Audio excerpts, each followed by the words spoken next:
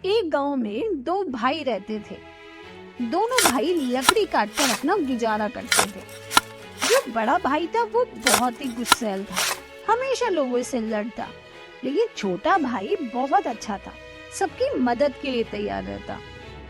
एक दिन छोटा भाई लकड़ी काट रहा था, तभी वहाँ पर शेर आ जाता है। शेर को देख के वो एकदम से डर जाता है। तभी शेर कहता है, अरे मुझसे डरो मत, मेरे पैर में कांटा चुभ गया है, क्या तुम मेरा कांटा निकाल दोगे? तुम्हारी बहुत कृपा होगी। ये कहकर शेर अपना पाँव उसके आगे कर देता है। पहले तो छोटे भाई को बहुत डर लगता है, लेकिन फिर उसे लगता है कि मुझे इसकी मदद करनी चाहिए। डरते डरते वो शेर के पास जाता है और उसका कांटा निकाल देता है। शेर बहुत खुश होता है। वो कहता, तुम बहुत अच्छे इंसान हो और तुम्हें पता नहीं मैं धन का देवता हूँ। अब तुम्हें किसी काम करने की कोई जरूरत नहीं है। तुम रोज मेरी गुफा के पास आना और मैं तुम्हें बहुत सा धन दूंगा। ऐसा कहकर शेर ने अपना मुंह खोल दिया और शेर के मुंह से सोने के सिक्के गिरने लगे। लेकिन छोटे भाई को पता था कि ज्यादा धन बुराइयों की जड़ है। एक साथ अगर इतना ज्यादा पैसा उसके पास आ जाएगा तो उसके पास बहुत सी बुराइयां भी आ जाएंगी। वो शेर से कहता है, अरे मुझे इतना धन नहीं चाहिए, बस आप मुझे रोज एक सिक्का दे देना, मेरा उससे ही बहुत अच्छा गुजारा हो जाएगा। शेर कहता है, अरे वाह, तुम तो बहुत अच्छे हो, आज तक तो मैंने ऐसा कोई इंसान नहीं देखा जो इतने सारे पैसे को मना करता हो। ठीक है, जैसा तुम्हें ठीक लगे। ये कहकर शेर अपनी गुफा में चला जाता है। उसके बाद छोटा भाई भी अपने घर आ जाता है और वो रोज शेर के पास जाता और शेर रोज उसे एक सिक्का दे देता। उसे बेच कर उसे जो धन मिलता उससे बहुत अच्छे से उसका गुजारा हो रहा था। ये बहुत खुश था। धीरे धीरे ये बहुत अमीर हो गया। एक दिन बड़े भाई ने देखा, अरे इसकी तो चाल ही बदल गई, इसके पास इतना धन आ कहाँ से रहा है। वो अपने छोटे भाई के पास आता है और पूछते हैं कि बता भाई, लकड़ी काट के तो तू इतना अमीर नहीं हो सकता, तेरे पास इतना धन कहाँ से आ रहा है? छोटा भाई सारी बात बता देता है। अगले दिन बड़ा भाई 5-6 थैले लेके शेर के पास पहुंच जाता है और रोने लगता है। शेर गुफा से बाहर आता है। अरे भाई, तुम रो क्यों रहे हो, क्या हुआ? बड़ा भाई कहता है कि महाराज, मैं आपसे कैसे कहूँ कि मैं कितना गरीब हूँ, मेरा गुजारा बड़े ही मुश्किल से हो रहा है, कि आप मेरी थोड़ी मदद करेंगे? शेर को इसके ऊपर दया आ जाती है और शेर अपना मुंह खोल देता है। सोने के सिक्के गिनने लगते हैं। वो फटाफट अपना थैला भरने लगता है। एक थैला भरता है, दूसरा भरता है, तीसरा भरता है, चौथा भरता है, पांचवा भरता है। जब इसके सारे थैले भर जाते हैं, वो अपनी जेब में भरने लगता है। लेकिन उसका लालच था कि खत्म ही नहीं हो रहा था। शेर ने पूछा, अरे भाई, अब और तू कहाँ भरेगा? उसने कहा, महाराज आप चिंता ना करो, आप बस देते रहो। थोड़ी देर बाद शेर के मुंह से सिक्के गिनने बंद हो जाते हैं। लेकिन बड़े भाई का लालच था कि खत्म ही नहीं हो रहा था। उसे लगता है कि जरूर कोई सिक्का गले में अटक गया होगा। बिना सोचे समझे वो शेर के मुंह में हाथ डाल देता है और शेर उसके हाथ में काट लेता है। वो दर्द से चिल्ला उठता है। तभी शेर कहता है कि अरे तुम कितने लालची हो, मैंने तुम्हें इतना धन दिया तब भी तुम्हारा लालच खत्म नहीं हो रहा। तभी वो देखता है कि उसके सारे सिक्के पत्थर के बन चुके हैं। शेर उससे कहता है कि जाओ यहाँ से, आगे से मुझे कभी दिखाई मत देना, नहीं तो मैं तुम्हें खा जाऊंगा। उसके बाद वो उदास अपने घर वापस आ जाता है। इस कहानी से हमें यही शिक्षा मिलती है कि हमें लालच नहीं करना चाहिए।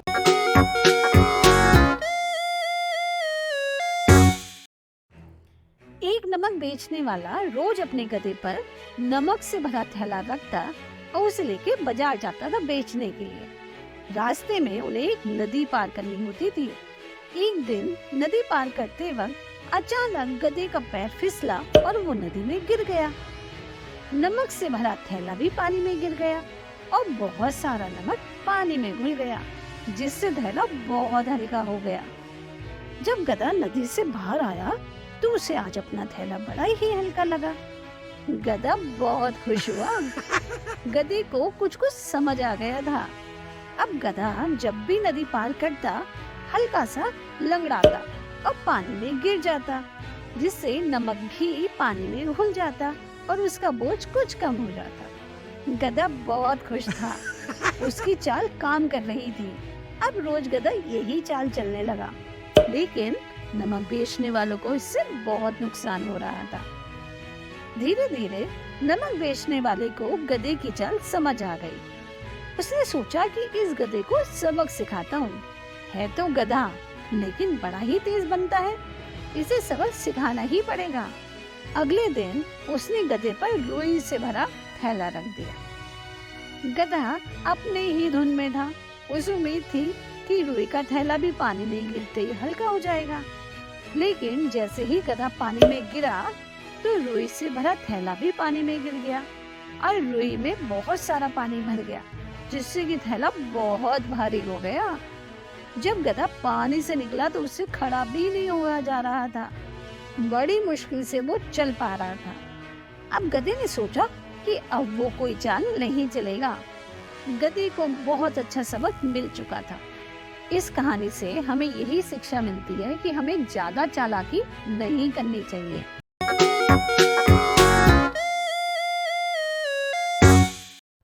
सुंदर वन में सारे जानवर आपस में बड़े प्यार से रहते थे। खूब मस्ती करते, खेलते, कूदते, शरारत करते।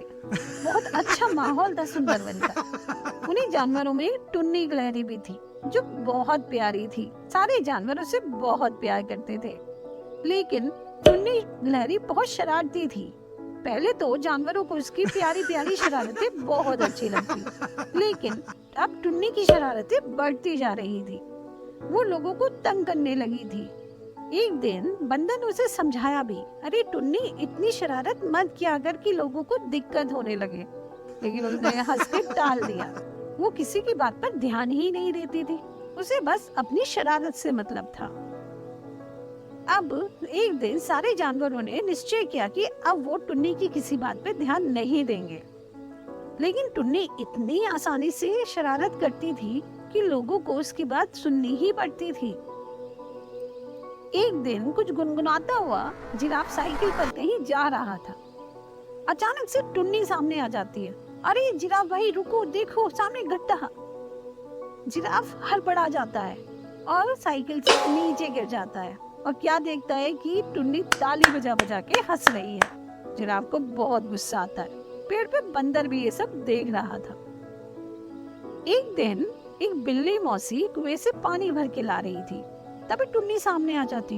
अरे मौसी, आप पानी भरने में लगी हुई हो, आपका बच्चा घर में देखो कितना बीमार है, जाके तो देखो। बिल्ली अपना घड़ा वहीं छोड़ के किसी तरह भागती गिरती पड़ती घर पहुंचती है और क्या देखती है, उसके बच्चे तो आराम से खेल रहे हैं। उसे बहुत गुस्सा आता है। वो टुन्नी को डांटती भी है, टुन्नी जरा समय के हिसाब से बोला कर, तुझे पता भी है तेरी शरारत का दूसरे पे क्या असर होता है। लेकिन टुन्नी हंस के चली जाती है। एक दिन डॉक्टर हाथी किसी काम से शहर जा रहे थे। तभी टुन्नी आती है। अरे हाथी भाई, शहर तो आप कभी भी चले जाना, देखो तो बंदर की कितनी तबीयत खराब है, एक बार उसे देख लो। हाथी फटाफट भागा भागा बंदर के पास जाता है, लेकिन क्या देखता है कि बंदर तो पेड़ पे उछल कूद कर रहा है। अब हाथी को बहुत बुरा लगता है। वो कहता भी है, अरे टुन्नी, तुझे पता भी था मुझे कितनी जरूरी काम से शहर जाना था। लेकिन किसी बात का टुन्नी पे कोई असर नहीं हो रहा था। अब बारिशें शुरू होने वाली थी, तो सारे जानवरों ने घर में खाना इकट्ठा करना शुरू कर दिया। टुन्नी ने भी अपने लिए बहुत सारा खाना इकट्ठा कर लिया था, जिससे जब बारिशें हो तो उसे बिल्कुल भी दिक्कत ना हो।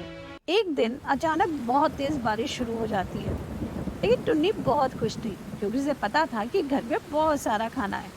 वो भागते भागते अपने घर आती है, लेकिन क्या देखती है कि घर में तो बिल्कुल भी खाना नहीं है। टुन्नी की आंखों में आंसू आ जाते हैं। वो रोने लगती है। अब वो क्या खाएगी। वो देखती है कि सारे जानवर बारिश में बहुत नाच रहे हैं, खेल रहे हैं, कूद रहे हैं, एंजॉय कर रहे हैं। टुन्नी का वहां जाने का बिल्कुल भी मन नहीं करता। वो बैठे बैठे रोने लगती है, सोचती है किसी तरह बारिश रुके तो मैं अपने लिए कुछ लाऊं, लेकिन बारिश रुक ही नहीं रही थी। किसी तरह थोड़ी देर बाद वो घर से निकलती है और देखती है कि जानवर तो बड़े खुश हो रहे हैं। जब वो रोती हुई टुन्नी को देखते हैं तो वो पूछते हैं, अरे टुन्नी तुझे क्या हुआ, हमेशा दूसरों पे हंसती रहती है और आज तो रो कैसे रही है। रोते रोते टुन्नी सारी बात बता देती है कि पता नहीं किसने मेरा खाना चोरी कर लिया। सारे जानवर हंसने लगते हैं। टुन्नी कहती है, अरे मैं रो रही हूँ और तुम हंस रहे हो।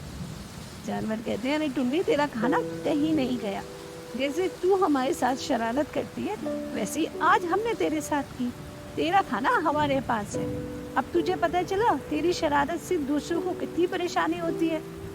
टुन्नी को सारी बात समझ आ गई थी, वो भी हंसने लगती है और सारे जानवरों से माफ़ी मांगती है कि प्लीज़ मुझे माफ़ कर दो, अब मुझे समझ आ गया है, अब मैं आप लोगों के साथ कभी भी ऐसी शरारत नहीं करूँगी। सब कहते हैं, चल फिर आ हमारे साथ नाच। टुन्नी भी सबके साथ नाचने लगी थी। अब सारे जानवरों को वही प्यारी टुन्नी उन सबको वापस मिल चुकी थी। इस कहानी से हमें यही शिक्षा मिलती है कि हमें कभी भी किसी के साथ ऐसा मजाक नहीं करना चाहिए जिससे किसी को तकलीफ हो, किसी को दिक्कत हो।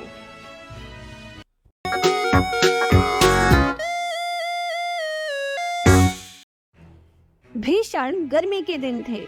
एक चींटी पानी की तलाश में इधर उधर घूम रही थी। बहुत देर घूमने के बाद चींटी को एक नदी दिखाई दी। नदी देख के चींटी बहुत खुश हुई।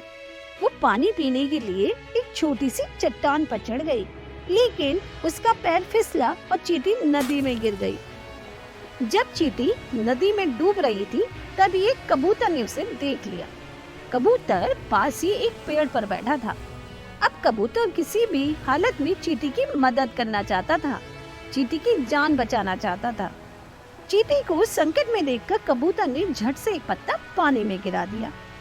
चींटी पत्ते की ओर बढ़ी और उस पर चढ़ गई। कबूतर ने ध्यान से पत्ते को नदी से बाहर निकाला और जमीन पर रख दिया। इस तरह कबूतर ने चींटी की जान बचाई। अब चींटी और कबूतर बहुत अच्छे दोस्त थे। एक दिन जंगल में एक शिकारी आया। उसने पेड़ पर बैठे सुंदर से कबूतर को देखा। कबूतर उस समय पेड़ पर बैठा कुछ गुनगुना रहा था। कबूतर का ध्यान शिकारी की तरफ नहीं था।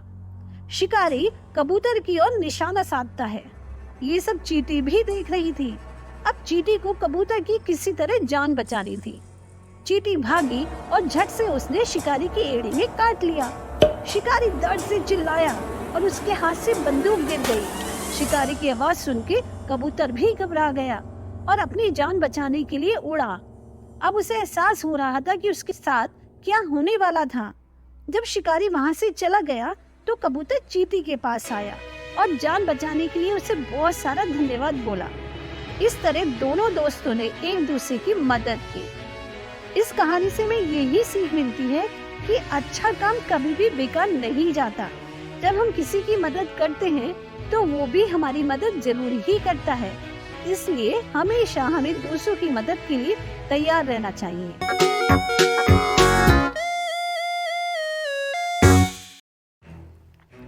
किसी गांव में एक व्यापारी रहता था। वह अपना पेट भरने के लिए गांव-गांव जाकर टोपियां बेचा करता था।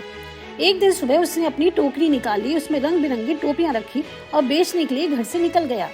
जब वह अपने गांव से दूसरे गांव जा रहा था तो रास्ते में एक जंगल पड़ता था। जंगल में उसे एक बड़ा सा पेड़ दिखाई दिया। उसने सोचा, चलो थोड़ी देर इस पेड़ के नीचे आराम ही कर लेता हूँ। उसने अपनी टोपियों से भरी टोकरी पेड़ के नीचे रखी और जमीन पर एक कपड़ा बिछाया और उस पर लेट गया। व्यापारी उस दिन बहुत थका हुआ था। उसे लेटते ही नींद आ गई। जिस पेड़ के नीचे व्यापारी सो रहा था उस पेड़ पर बहुत सारे बंदर रहते थे।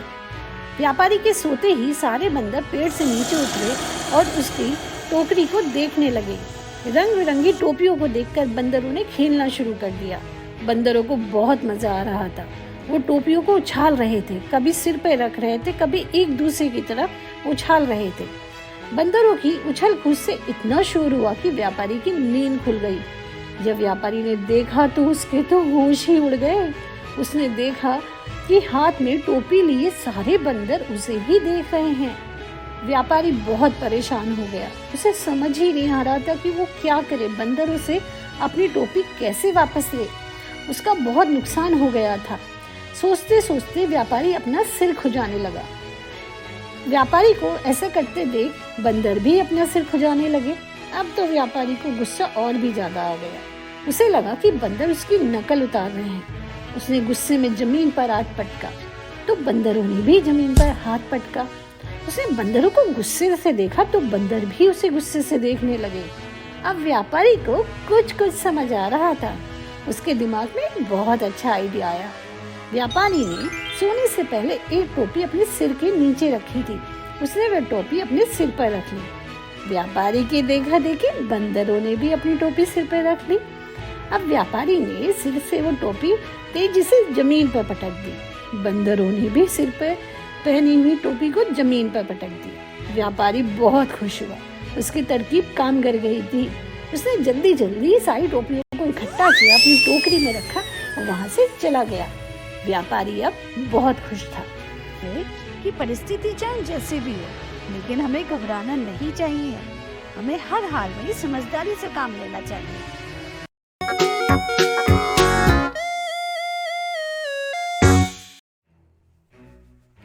किसी जंगल में एक बहुत ही होशियार बिल्ली रहती थी। बिल्ली बहुत समझदार थी। हर जानवर उससे ज्ञान प्राप्त करना चाहता था। सारे जानवर उसे बिल्ली मौसी कह के बुलाते थे। ये जानवर अपने अपने बच्चों को उसके पास पढ़ने के लिए भेजते थे। एक दिन बिल्ली मौसी के पास एक शेर आया। उसने कहा, बिल्ली मौसी, आप मुझे भी पढ़ा दो, कुछ ज्ञान मुझे भी सिखा दो। मैं भी आपका छात्र बनना चाहता हूँ ताकि मुझे जिंदगी में कोई भी दिक्कत ना हो। थोड़ी देर बिल्ली ने कुछ सोचा, फिर बोली, ठीक है, कल से तुम भी पढ़ने आ जाना। अगले दिन से रोज शेर बिल्ली के पास आने लगा। इसी तरह एक महीना बीत गया। अब शेर बहुत समझदार हो गया था। एक दिन बिल्ली ने शेर से कहा कि अब तुम सब कुछ सीख चुके हो, कल से तुम्हें आने की कोई जरूरत नहीं है। मुझे तुम्हें जो कुछ भी सिखाना था वो मैं तुम्हें सिखा चुकी। अब तुम्हें जिंदगी में कोई परेशानी नहीं होगी। शेर बहुत खुश हुआ। उसने कहा, सच कह रही हो बिल्ली मौसी, आपने मुझे सब कुछ सिखा दिया? बिल्ली कह रही, हाँ, जो मुझे आता था वो मैंने तुम्हें सिखा दिया। शेर एकदम से दहाड़ा और एकदम से उसने कहा, ठीक है, मैं आपकी विद्या आप पर ही आजमा के देखता हूँ, जिससे मुझे पता भी चल जाएगा कि मुझे कितना ज्ञान मिला है। जोर से शेर बिल्ली के ऊपर झपटा। बिल्ली डर गई, बोली, बेवकूफ, मैं तुम्हारी गुरु हूँ, मैंने तुम्हें शिक्षा दी है, तुम मुझ पर ही हमला कर रहे हो। लेकिन शेर ने बिल्ली की एक भी न सुनी और उस पर झपट पड़ा। अपनी जान बचाने के लिए बिल्ली झट से पेड़ पर चढ़ गई।